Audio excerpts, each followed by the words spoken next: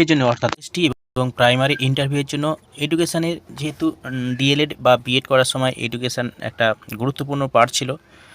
এডুকেশানের বিভিন্ন জায়গা থেকে প্রশ্ন করতে পারে এবং এডুকেশানের কোন কোন পার্টগুলো একটু পড়ে যেতে হবে বা দেখতে হবে, সেই সমস্ত বিষয়গুলো নিয়ে আমি ভিডিও করছি। পরপর আমি দিয়ে দেবো যেই সমস্ত প্রশ্নগুলো ইন্টারভিউ আসার সম্ভাবনা রয়েছে, সেই সমস্ত বিষয়গুলো নিয়ে আমি একটু আলোচনা করব। এর আগের ভিডিওতে আমি প্রথম পার্ট বলেছি, আজকে সেকেন্ড পার্ট।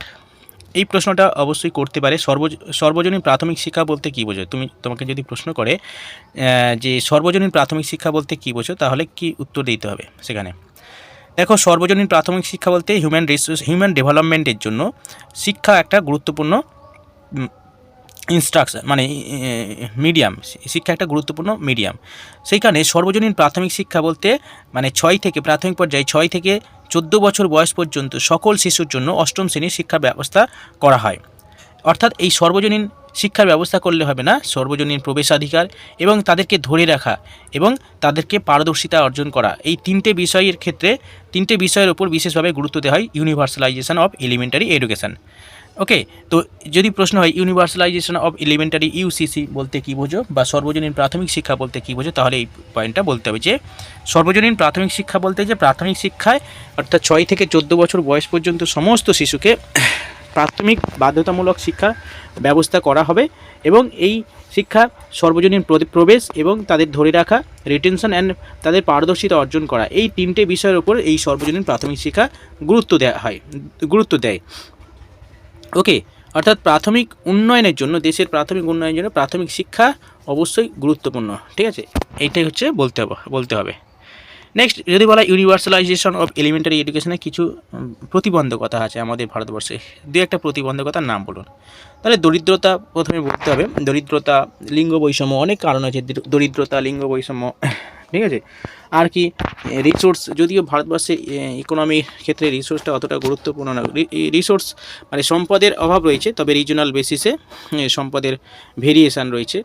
সরকার তো শিক্ষা খাতে টাকা বরাদ্দ করে, কিন্তু ঠিকঠাক ইউটিলাইজেশন হয় না, যে কারণে কিছু কিছু পয়েন্ট আছে যে দরিদ্রতা বলা যেতে পারে, লিঙ্গ বৈষম্য বলা যেতে পারে, বা সম্পদ এবং সম্পদের ঘাটতি বলা যেতে পারে। ঠিক আছে, শিক্ষা খাতে মাত্র 3%, ভারতের জিডিপির 3% দেওয়া হয়, কিন্তু যদিও বর্তমানে সেটা 6% করা হয়েছে ন্যাশনাল এডুকেশন পলিসিতে। হ্যাঁ, তো এইটা যদি করা হয় তাহলে কিন্তু সম্পদের অভাবে না। তবে আর একটা গুরুত্বপূর্ণ পয়েন্ট যেটা রিজিওনাল পলিটিক্স, অর্থাৎ কিন্তু সব ঠিকঠাকভাবে সম্পদ খরচ হয় না বা করা হয় না আর কি, টাকা অ্যালোকেশন হলেও কিন্তু করা হয় না। টিচার নিয়োগ, শিক্ষক নিয়োগ ঠিকঠাক হয় না, এই সমস্ত পয়েন্টগুলো একটু বলতে হবে। নেক্সট প্রশ্ন আছে, সর্বজনীন সর্বশিক্ষা অভিযান বলতে কী বোঝো। এই প্রশ্নটা খুবই ইম্পর্টেন্ট। সর্বশিক্ষা অভিযান বলতে কী বোঝো? দেখো, সর্বশিক্ষা অভিযান বলতে সকলের জন্য শিক্ষা, অর্থাৎ ওই যে ইউনিভার্সালাইজেশন অফ এলিমেন্টারি এডুকেশন, সকলের জন্য শিক্ষা, এই বিষয়টা বাধ্যতামূলক করার জন্য সুপ্রিম কোর্ট, ভারতবর্ষের সুপ্রিম কোর্ট কেন্দ্রীয় সরকার এবং রাজ্য সরকারকে নির্দেশ দেয় যে ভারতবর্ষের শিক্ষার জন্য গুরুত্বপূর্ণ পদক্ষেপ নিতে হবে। সেই কারণে কেন্দ্রীয় সরকার এবং রাজ্য সরকারের যৌথ উদ্যোগে এই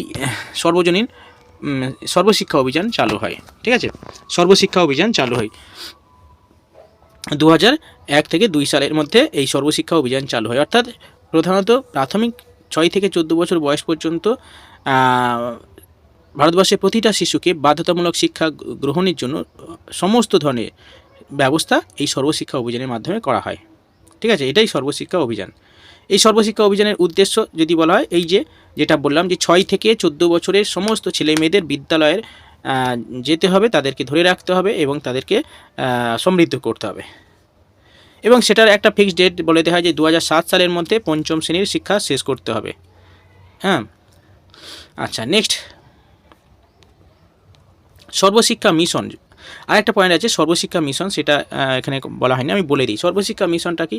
সর্বশিক্ষা মিশন হচ্ছে সর্বশিক্ষা অভিযানের একটা উন্নত রূপ। অর্থাৎ এখানে 6 থেকে 14 বছর বয়স পর্যন্ত বলা হয়েছিল, কিন্তু সর্বশিক্ষা মিশনে বলা হয় যে আরও ক্লাস 9, 10, 11, 12 অর্থাৎ সর্বোচ্চ ক্লাস 12 পর্যন্ত সমস্ত শিশুকে তার শিক্ষা দিতে হবে এবং ধরে রাখতে হবে এবং তাদেরকে সমৃদ্ধ করতে হবে।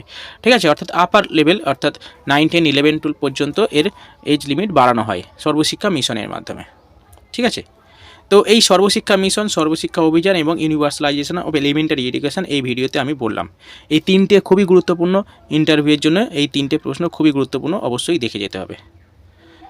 আচ্ছা, থার্ড পার্ট আমি নিয়ে আসবো, এটা সেকেন্ড পার্ট হলো ইন্টারভিউয়ের জন্য প্রাইমারি এবং এসএলএসটির জন্য। থার্ড পার্ট নিয়ে আসবো এডুকেশন রিলেটেড বিভিন্ন ধরনের আর্টিকেল, খুবই ইম্পর্টেন্ট এডুকেশন রিলেটেড কিছু আর্টিকেল আমি থার্ড পার্টে 3 নম্বর যে সিরিজ চলছে 3 নম্বর সিরিজে আমি এর পরের ভিডিওতে নিয়ে আসবো। ওকে, ইউজফুল বলে মনে হলে অবশ্যই লাইক সাবস্ক্রাইব করে রাখবেন পরবর্তী ভিডিও পাওয়ার জন্য।